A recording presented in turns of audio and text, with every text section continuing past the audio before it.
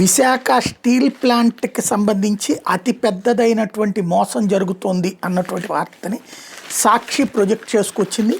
VRS తీసుకోండి అని చెప్పారు కదా, వీఆర్ఎస్ తీసుకున్న వాళ్ళకి ఇంత ప్యాకేజీ అనౌన్స్ చేశారు కదా, ఆ ప్యాకేజీ డబ్బులు ఇవ్వకుండా వేధిస్తున్నారట.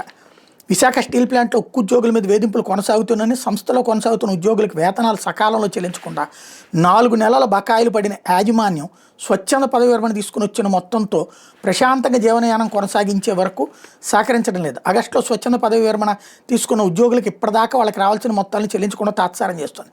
గత 8 నెలలుగా 464 మందికి ఇంకా చెల్లింపులు పూర్తి కాలేదు.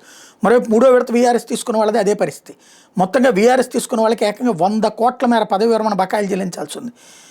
ఇక ఉన్న ఉద్యోగులకు కూడా సకాలంలో వేతనాలు అందడం లేదు. ఏకంగా 400%, అంటే ఒక్కో ఉక్కు ఉద్యోగికి ఇంకా 4 నెలల వేతనాలు అందించాల్సినటువంటి పరిస్థితి ఉంది.